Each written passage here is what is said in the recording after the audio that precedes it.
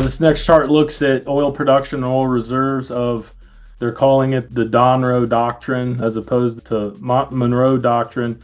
The left column is the U.S. and Latin America, and obviously the right's the rest of the world, but there's some significant oil production and oil reserves now on the Western Hemisphere.